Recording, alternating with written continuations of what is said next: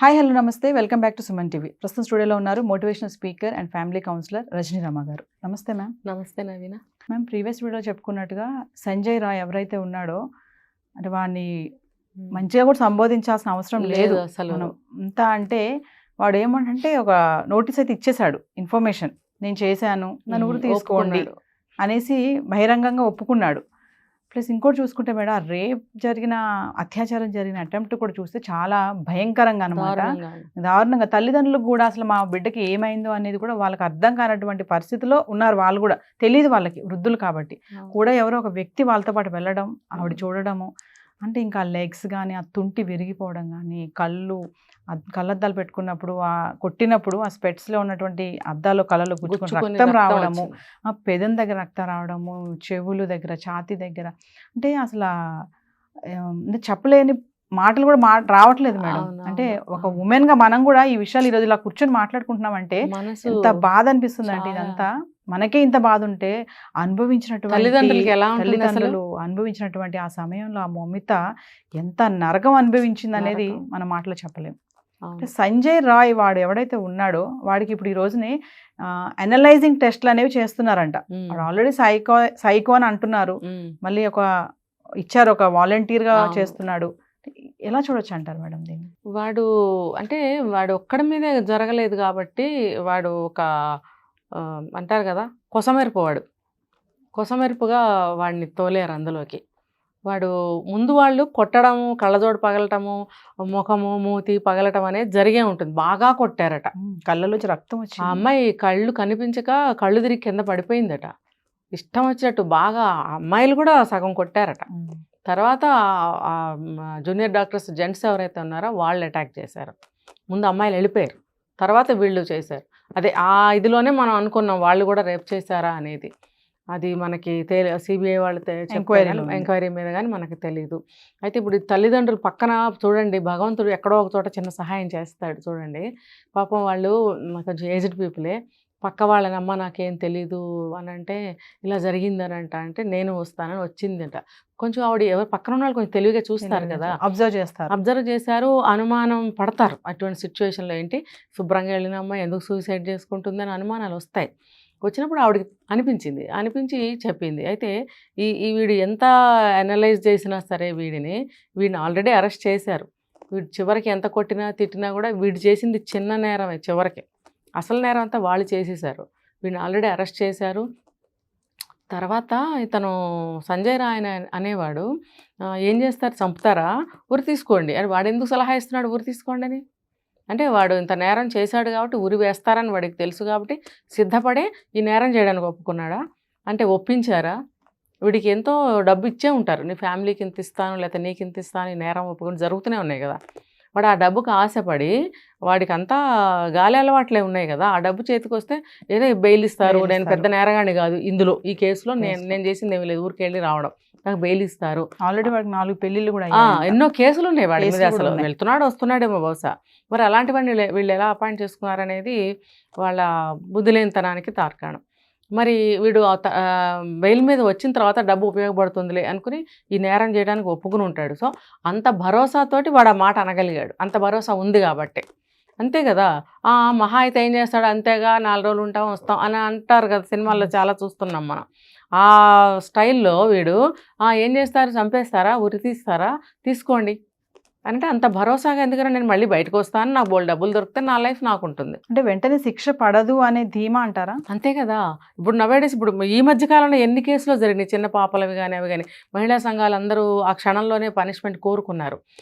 ఏమన్నా జరిగిందా? ఎందుకనంటే through proper channel as per legal act వాళ్ళు నడుస్తారు. ఎంత మొత్తుకున్నా సరే దాన్ని అతిక్రమించి చెయ్యరు.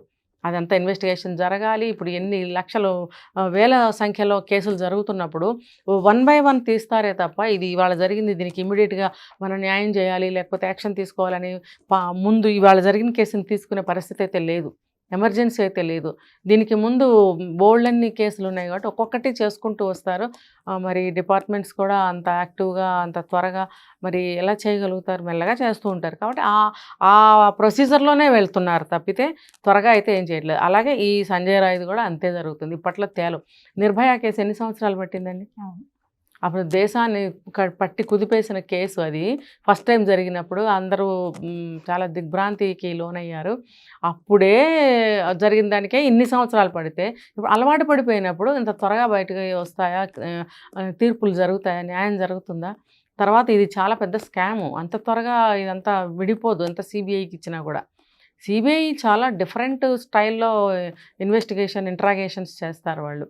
దానికి వలలో చిక్కుకున్న ఇది ఉంటుంది కదా ఒక జీవి, అలా కొట్టుకోవాల్సిందే వాళ్ళు. ఇటు తిప్పటి వాడిని టార్చర్ పెట్టి వాళ్ళ స్టైల్లో ఎలా రాబట్టాలో అలా రాబడతారు. కాబట్టి సిబిఐ వాళ్ళ చేతిలో ఉంది. ఎంత త్వరగా అయితే వాళ్ళు యాక్షన్ తీసుకుని ఇన్వెస్టిగేషన్ చేస్తారో అంత త్వరగా ఇవి బయటకు వస్తాయి. ఇదంతా కూడా ఈ సందీప్ ఘోష్ ఎవరైతే ప్రిన్సిపల్ ఉన్నాడో అతని యొక్క సపోర్ట్తోనే ఇవన్నీ జరిగినాయి. ప్రిన్సిపల్ కూడా అటెంప్ట్ చేశాడు అని ఒక టాక్ అయితే ఉంది మేడం. మేబీ అది జరగకపోవచ్చు అండి. ఎందుకంటే అంత పెద్దవాళ్ళు హ్యాండ్ పెట్టరు, చేయిస్తారే తప్ప. ఇప్పుడు లేకపోతే అతను చిటికలో తలుచుకుంటే ఏమన్నా చేయగలడు ఎవరినన్నా. మరి వీళ్ళందరినీ ఎందుకు ఇన్వాల్వ్ చేశాడు? అతను చేయకపోవచ్చు, కానీ మెయిన్ కల్ప్రిక్ట్ అతనే. మెయిన్ శిక్ష అనేది అతనికే పడుతుంది. అంతే కదా, చేసిన వాళ్ళందరూ పావులు. ఆడినవాడు కదా, ఆడినవాడి తప్పు. పావులదేముంది, ఉపయోగపడ్డ పావులు కదా. కాబట్టి మెయిన్ ఆ సందీప్ ఘోష్ అనే అతనికే పడాలి. మెయిన్ అతనికి పడితే వీళ్ళంతా సబ్ బ్రాంచెస్ అనమాట, వీళ్ళందరూ కూడా వెళ్ళిపోతారు లోపలికి. బయట జనాలు మేడం ఇప్పుడు పబ్లిక్ని మామూలుగా కదుపుతుంటే ఈ టాపిక్ పైన ఈ సంజయ్ రాయ్ ఎవరైతే ఉన్నాడో ఇట్లా చేశాడు ఇలా అనగానే వాళ్ళు చెప్పేట మాట ఏంటంటే ఇమీడియట్లీ వాడు కాళ్ళు చేతిలో తీసేసి చేయాలి. కానీ వాడు బహిరంగంగా ఒప్పుకున్నాడు కదా నేను చేశాను ఉరి తీయండి అన్నప్పుడు వాడిని ఉరి తీయడము, వాడిని తీసుకుపోయి జైల్లో పెట్టడం ఇవన్నీ కాదు. ఇమీడియట్లీ వాడు కాళ్ళు చేతులు ఇక ప్రైవేట్ పార్ట్స్ ఏవైతే ఉంటాయో ఇవన్నీ కట్ చేయాలి అన్న టాక్స్ వస్తున్నాయి. అంటే ఎనలైజ్ మీరు ఒక సైకలాజికల్గా మీరు ఎలా చెప్తారు దీన్ని? ఇది స్టార్టింగ్ స్టేజ్లో అనుకున్నారు, అసలు నిజాలు ఏంటో తెలియని స్టేజ్లో అనుకున్నారు. ఇప్పుడు అన్ని తెలిసిన తర్వాత వాడు డెడ్ బాడీతో కదండి చేశాడు, వాడు తప్పు ఏం లేదు అక్కడ. వాడు కేవలం కోరిక తెచ్చుకున్నాడు. ఆ కాళ్ళు విరగొట్టడం, భుజాలు విరగొట్టడం, పెదవులు రక్తం కారటం అనేది మెయిన్గా జరిగిపోయినాయి. మేబీ ఈ కాళ్ళు విరిగిపోవటం అనేది వీడు సైకో కాబట్టి ఆ సెక్స్ చేసే ఆ డ్యూరేషన్లో వాడు ఆడికి అలా ఆ సైకో బుద్ధి ఉన్మాది కదా వాడు, ఆ ఉన్మాదంలో వాడు ఆ కాళ్ళు విరిచుంటాడేమో అనే ఒక అనుమానం నాకు కలుగుతుంది. మిగతా దెబ్బలన్నీ దాదాపుగా వాళ్ళు కొట్టి అమ్మాయిని డ్యామేజ్ చేసిందే అని నాకు అనిపిస్తుంది. వీడిని ఏం చేసినా సరే వీడు డెడ్ బాడీతో చేశాడు, అది కూడా నేరమే. వాడికి కూడా సమానమైన శిక్ష వేయాల్సిందే. మానవత్వం లేని మృగంలాగా ప్రవర్తించాడు కాబట్టి వాడికి కూడా శిక్షార్హుడే, వాడికి కూడా సమానంగా శిక్ష పడవలసిందే. కానీ అసలు బ్రతికి ఉండంగా అయితే వాడు చేయలేదుగా. కాబట్టి మెయిన్ అంతా అది ముందు వాళ్ళు కదిలితే మనకు మొత్తం అందరూ వెళ్తారు, అందరికీ సమానమైన శిక్ష పడాలి. ఈ సందీప్ ఘోష్ అనేవాడు ఎవరైతే ఉన్నాడో ప్రిన్సిపల్, అతనికైతే చాలా కఠినమైన శిక్ష వేస్తారని నేను అనుకుంటున్నా. ఒక విషయం మేడం, మామూలుగా మనము చాలా వీడియోలతో మాట్లాడుకున్నాం కదా, బ్రతికున్నప్పుడే సెక్యూరిటీ లేదు దేవుడా అనుకునే ఇది ఉదాహరణ. అసలు మరి చనిపోయాక కూడా అంటే ఇంకా ఆడపిల్లకి రక్షణ ఎక్కడ ఉంది, అసలు ఎలా వస్తుంది? ఇప్పుడు మన హిందూ ధర్మంలో చనిపోతే కూడా ఏ మతమైనా తీసుకోండి, మన భారతదేశంలో ఏ దేశంలోనైనా తీసుకోండి, వాళ్ళ ఆచారాల ప్రకారం చనిపోయిన తర్వాత కూడా ఎన్ని సంస్కారాలు చేస్తారండి. అంటే దానికి ఎంత విలువ ఉంది చెప్పండి. ఇప్పుడు ఈజిప్ట్లో తీసుకుంటే పిరమిడ్స్లో ఇంకా ఉంచారు వాళ్ళని ఎన్ని వేల సంవత్సరాల నుంచి. ఎందుకు? ఆ రిలేషన్ కానీ, ఆ గౌరవం కానీ, మన మనిషి లేకపోతే ఎలా అనే ఒక భావనతో కానీ వాళ్ళు పిరమిడ్స్ని చేసుకున్నారు, మమ్మీస్ని చేసుకున్నారు. మరి మన ఏ దేశం చూసినా వాళ్ళ సంస్కృతి ప్రకారం చనిపోయిన తర్వాత కూడా ఎన్నో సంస్కారాలు చేస్తారు. అంటే చనిపోయిన వ్యక్తికి కూడా, ఆ డెడ్ బాడీకి కూడా ఎంత వాల్యూ ఇస్తున్నారు ఈ మానవ జాతి. తర్వాత మన హిందూ దేశంలో ఇంకెంత ఉంది చెప్పండి. భగవద్గీత పాడతారు, చదివిస్తారు, లేకపోతే ప్లే చేస్తారు, ఆయనకి ఎన్నో సంస్కారాలు చేస్తారు, స్త్రీకైనా పురుషుడికైనా. ఇంత వాల్యూ ఉన్న మన భారతదేశంలో చనిపోయిన డెడ్ బాడీని ఏ మాత్రం విలువ లేకుండా ఇలా చేస్తున్నారు. ఇంకా చూడండి ఘోరము, మార్చరీలో పోస్ట్ మార్టం కానీ తీసుకొచ్చిన బాడీస్ని వాళ్ళకి రిలేటివ్స్కి హ్యాండ్ ఓవర్ చేయాలి కదా, చేయకుండా వాళ్ళు పాపం పోస్ట్ మార్టంలో ముక్కలు చేసి గుడ్డలో మూట కట్టించినా సరే మన మనిషి అని చెప్పి తీసుకెళ్ళి ఎన్ని సంస్కారాలు చేసి వాళ్ళని పంపిస్తారు పైకి. అలాంటిది ఈ అమ్మాయిని అసలు చాలా ఘోరంగా ఇది చేశారని చెప్తున్నారు పోస్ట్ మార్టంలో కూడా. అయితే దానికన్నా ముందు ఇంకొక పాయింట్ ఏంటంటే, పోస్ట్ మార్టంలో ముక్కలు చేసేసిన బాడీని కూడా వాళ్ళ బంధువులకి ఇవ్వకుండా, బంధువులు అంటే ఇంకా తల్లిదండ్రులు అనుకోండి, ఇవ్వకుండా స్టూడెంట్స్కి, మెడికోస్కి, వీళ్ళకి డిసెక్షన్స్ కానీ ప్రాక్టికల్స్ కానీ దానికి ఇస్తున్నారు. వాళ్ళకి అనాటమీ సబ్జెక్ట్స్ ఉంటాయి, దానికోసం అని చెప్పి ఇస్తున్నారంట. ఎంత ఘోరం కదా. యాక్చువల్గా అయితే అనాథ శవాల్ని వాటిని తీసుకొచ్చి ఇస్తారు. వాళ్ళని అడిగే వాళ్ళు ఎవరు ఉండరు, కనీసం వాళ్ళ జన్మ దీనికైనా ఉపయోగపడుతుంది అన్న భావంతో అలా ఏర్పాటు చేశారు ఎప్పటి నుంచో. కానీ వీళ్ళు అలా చేయకుండా ఇలా చేస్తున్నారు. చూడండి ఎంత ఘోరము. అదంటే చనిపోయిన వ్యక్తికి విలువ ఎందుకు ఇవ్వటం లేదు మన భారతదేశంలో.